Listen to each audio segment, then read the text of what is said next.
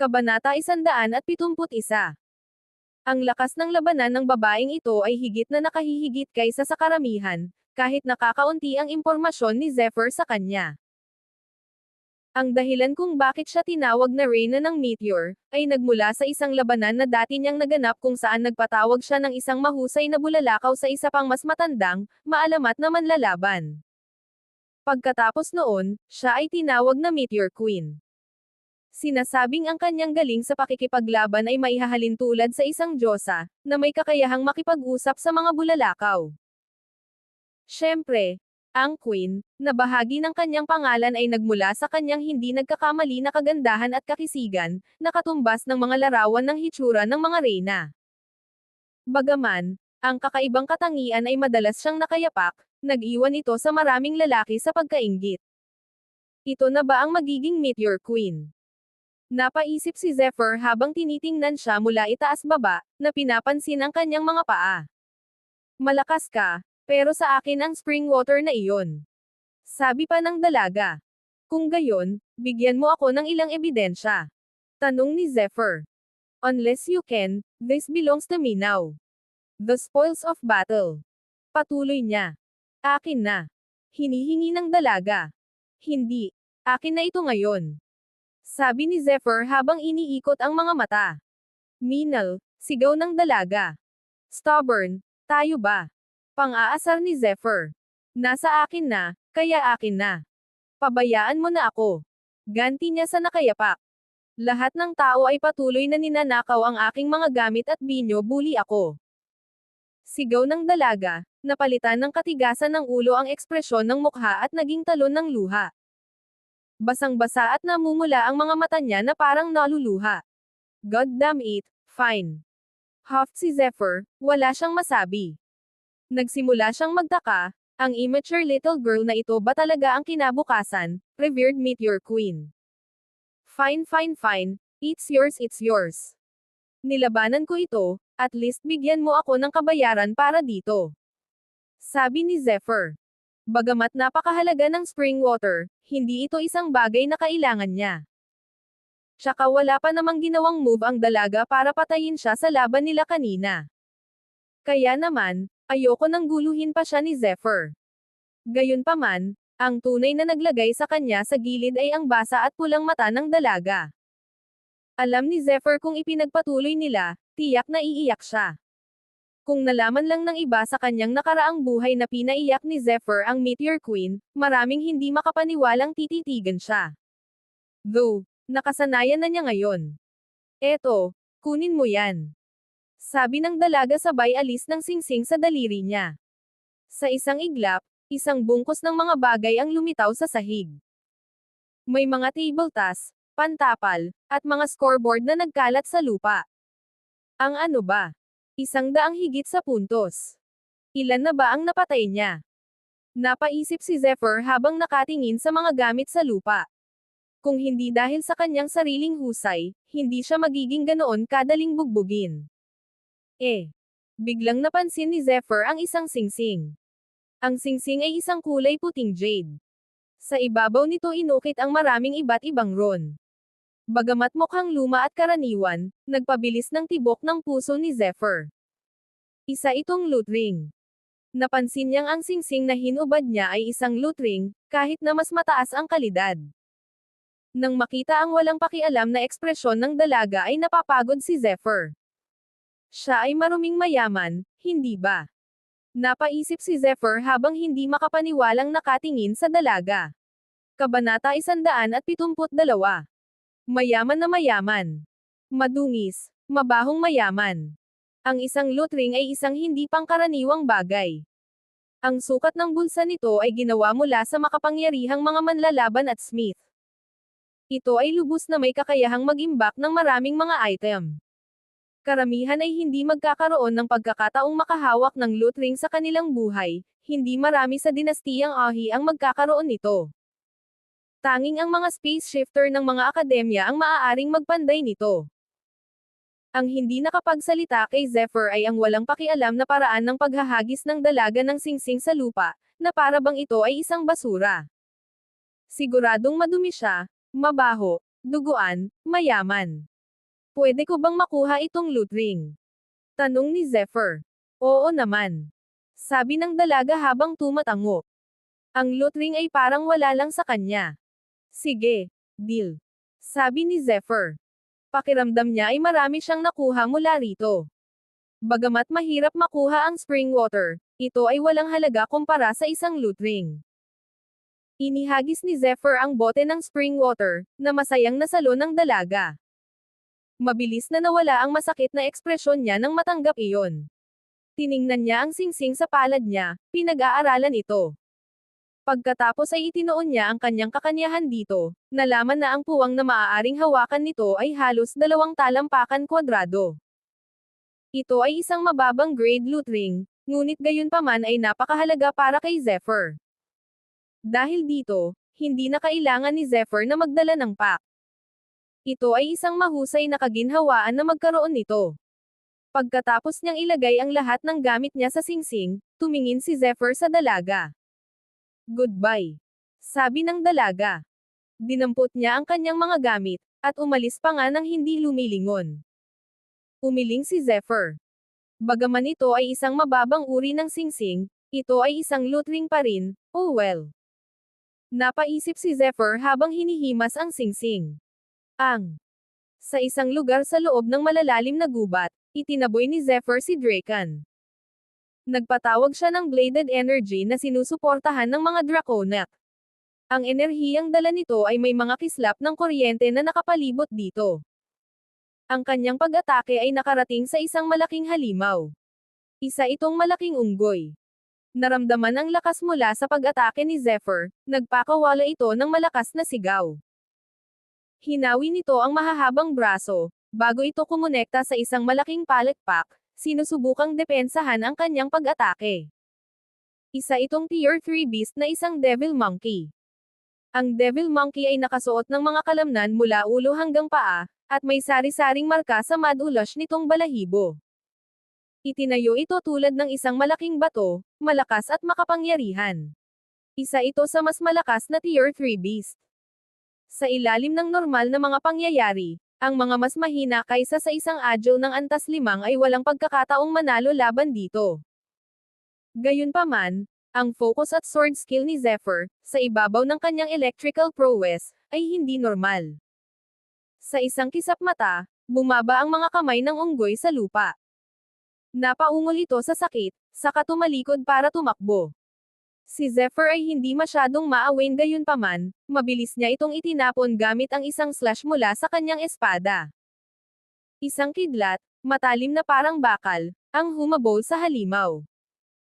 Hiniwa nito ang lalamunan ng unggoy, at pinilit na bumagsak ang malaking katawan nito sa lupa. Isang kono ng kuryente ang dumaloy sa paligid ni Zephyr, na nagmukhang Diyos ng kidlat. Nararamdaman ang mga electrical energies sa paligid, hindi naiwasang mapangiti si Zephyr. Dati, wala siyang pagkakataong makaharap ang gayong halimaw, ngunit ngayon ay madali na niyang itapon ang isa. Napatay ko na ang 3 sa Tier 3 beast na ito. Napaisip si Zephyr, habang hinahanap ang perlas ng unggoy. Pagkakita niya ay umupo siya sa lupa at inilagay si Draken sa tabi niya. Maliliit na daloy ng kuryente ang bumungad sa kanya.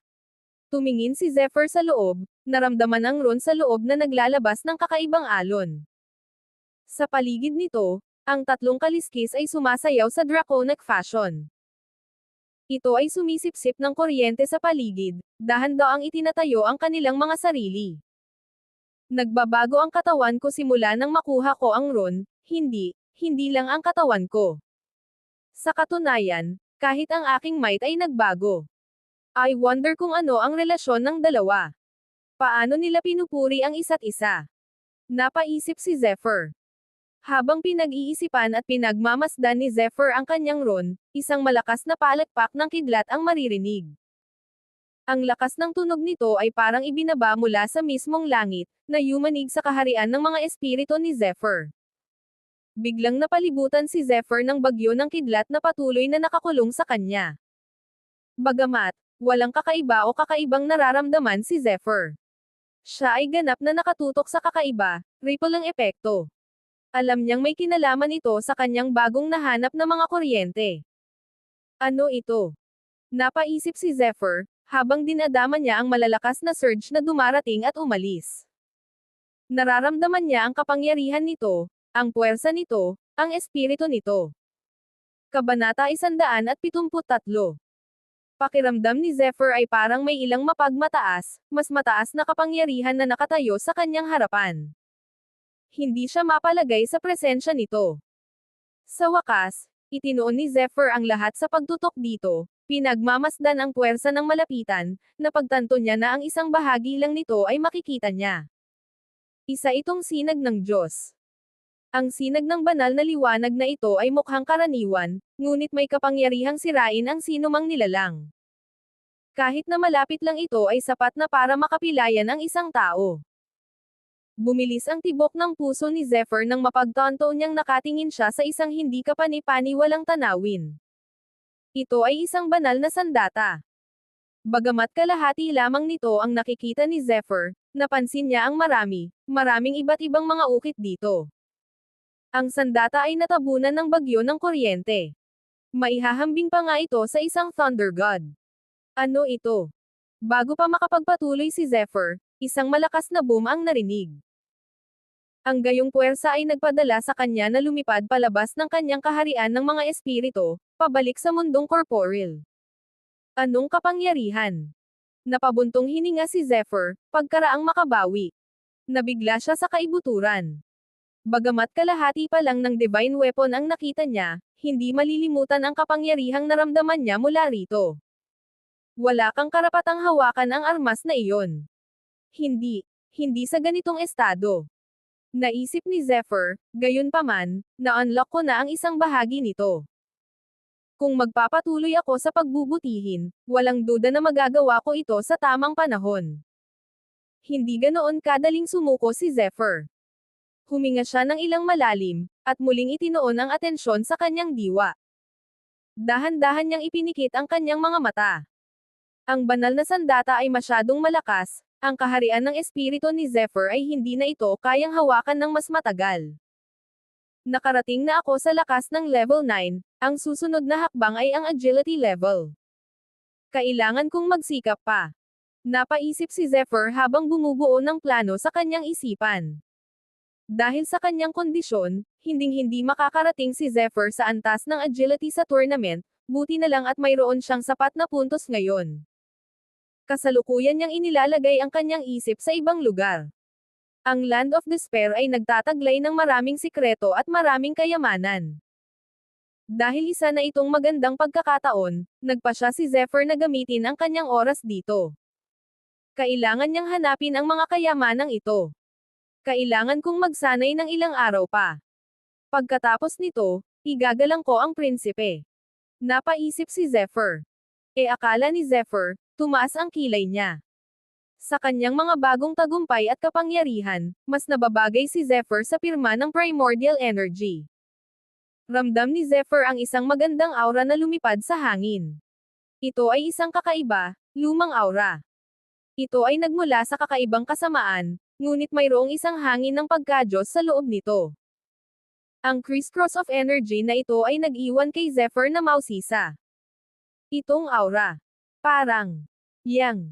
Napaisip si Zephyr at mabilis na humarap sa direksyong naramdaman. Mula sa malayo, sa loob ng isang madilim at mahiwagang bulubundukin, naramdaman ni Zephyr ang pinagmulan nito. Si Zephyr lang ang nakakaramdam ng ganitong pakiramdam dahil nagtataglay ito ng makapangyarihang espiritu at lahat. Walang ibang tao maliban sa kanya ang maaaring maging ganito kaunawan. Malapit na siyang masira para maging agile, what a guy. Napabuntong hininga si Zephyr. Siyang ay isang kababalaghan sa kanyang sarili. Para sa kanya ang pambihirang tagumpay sa isang agile sa kanyang edad, ay dahilan para sa pagtataka at pagkamangha. Kabanata 174. Para sa isang manlalaban na makalusot sa ibang antas, hindi sila dapat abalahin, kung hindi, sila ay mabibigo, o mas masahol pa, mamamatay. Napaisip si Zephyr. Medyo lumaki si Yang, kaya nagpasya siyang pumunta kay Yang. Lumalakas ang primordial energy. Sa loob ng malalim at madilim na hanay ng kabundukan, ang ilang primordial na enerhiya ay nagtipon na parang bumubuo ng isang likido. Ito ay makapal at malapot. Sa isang hiyawan, lumitaw ang isang malamig, kakaibang eleganteng silweta. Ang silweta ay kumikinang sa ginto at itim na kulay. Maliwanag at dilim, nagsama-sama ang iba't ibang elemento. Masama at banal. Nagsama-sama sila at bumuo ng kakaiba at hindi malamang na ugnayan. Dumating ang isa pang dagandong. Ang silweta ay lumakas at mas detalyado. Sa wakas, masasabi ng isa ang mga tampok nito. Ang itim na silweta ay nakatayo pa rin, napapalibutan ng ginintoang at itim na sinag ng liwanag, katulad ng umaagos na tubig. Bagamat mahirap unawain ang mga katangian ng tao, makikita ng isa na ito ay parang demonyo. Ang tao ay nagbigay ng malakas na aura na nagpapahiwatig ng kanilang lakas. Sa ibaba ng silweta, nakaupo ang isang lalaking naka-crossleg. Ang kanyang mga kamay ay nasa isang mabilis na gulo. Siyang pala. Kasalukuyang nasa kalagitnaan ng breakthrough siyang. Ang kanyang mga kamay ay gumagalaw ng may seremonya, sa mabilis na pagkakasunod-sunod. Ang primordial energy sa paligid ay nagsimulang hubugin ang sarili nito sa mga ron. Malapit na ako. Sino ang nakakaalam na ang paglusot sa agility ay napakahirap? Damn it. Bagamat nakatago ang lugar na ito, napakaraming manlalaban doon. Kung matuklasan ako, tapos na ako. Naisip ni Yang, pagod na alam ang sitwasyon. Si Yang ay nasa isang atsara. Ang oras para sa pagbabago ay dumating masyadong mabilis, masyadong malakas. Hindi niya ito nagawang pigilan. Napuno siya ng pag-aalala. Ang kanyang mga alalahanin ay nakaapekto rin sa kanyang mga enerhiya, na naging dahilan upang ito ay kumulo at kumulo sa loob, na negatibong nakakaapekto sa kanyang mga channel ng enerhiya. Hindi. Naisip ni Yang, naramdaman ang marahas na pagbabago sa loob. Ang kanyang enerhiya ay nagtataksil sa kanya. Kung nabigo siya dito, mamamatay siya. Sa pinakamainam, siya ay masusugatan. Pinilit niyang nabalansehin ang kanyang emosyon habang sinusubukang kontrolin ang daloy ng kanyang enerhiya. Biglang dumating ang ihip ng hangin, na sinundan ng mabilis na paglitaw ng isa pang manlalaban.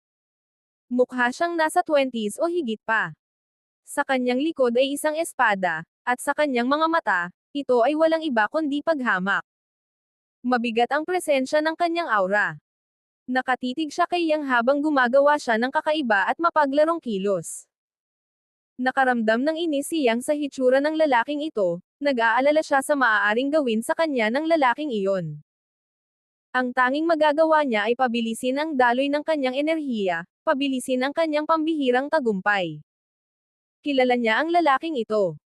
Ito ang tagapagmana ni Claymore, ang tinawid niya bago sila pumasok sa Land of Despair. Kabanata 175. Sumugod ang tagapagmana ni Claymore, at tumayo sa harap ni Yang. Nagdala siya ng tingin ng mapang asar na ekspresyon. Ang swerte ko nga. Ikaw si Yang di ba? Di ba ikaw yung sampal sa akin kanina? Dapat malakas ka. Sabi ng lalaki. Binuksan ni Yang ang kanyang mga mata. Malalim at madilim ang kanyang mga mata, may itim na liwanag na dumaloy sa loob. Sa gitna ng kadiliman, ang mga butil ng ginto ay maaaring gawin. Mukha siyang demonyo.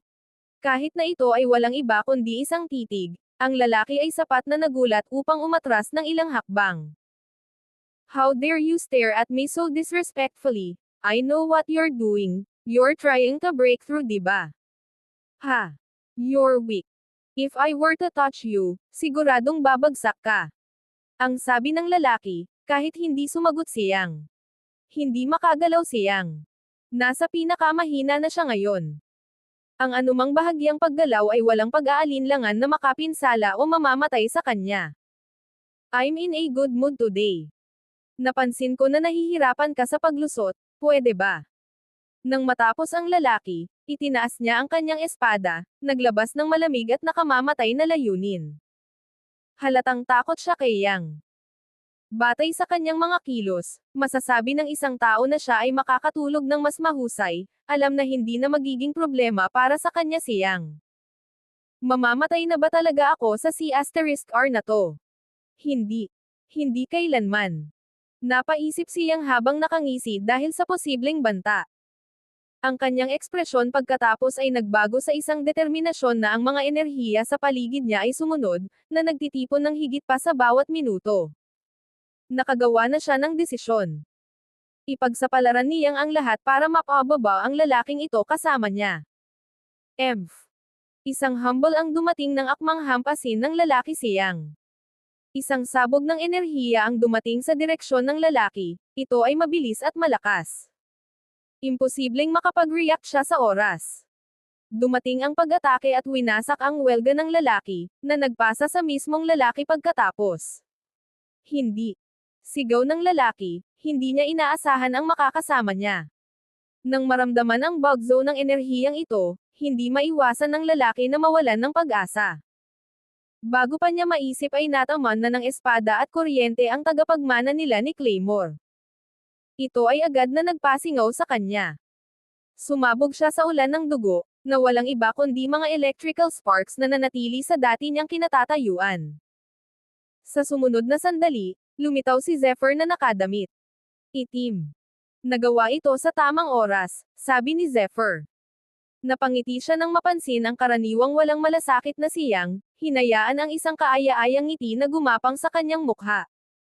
Though, medyo nagilty si Zephyr. Kung nahuli siya ng isa pang sandali, siyang ay nawalan ng buhay noon at doon. Ito ay swerte. Ang swerte niyang. Nang makitang nawawala ang panganib, ipinikit niyang ang kanyang mga mata. Nagpatuloy siya sa pagbabalik sa pagsira. Bagamat minsan lang niya nakilala si Zephyr, malaki ang tiwala niya sa batang Kan. Habang nakatutok siyang, nagbabantay si Zephyr, iniskan ang lugar at nagbabantay. Pinagmamasdan ni Zephyr ang primordial energy na sumasayaw sa paligid, ito ay nagpatawa sa kanya ng walang katapusan. Kung mayroon man siyang pagdududa sa kapangyarihan niyang, wala na silang lahat ngayon. Naramdaman ni Zephyr na nag-uumpisa na ang enerhiya niyang. Hulaan niyang malapit na ang oras. Young's techniques mysterious. Parehong kasamaan at liwanag ang nasa loob niya. Malakas siya. Pambihira kaya. Kung hindi dahil sa The Way of the Dragon, duda akong mapapantayin ko siya. Napaisip si Zephyr habang pinagmamasdan ang paligid at ang mga pagbabagong nangyari sa loob niyang.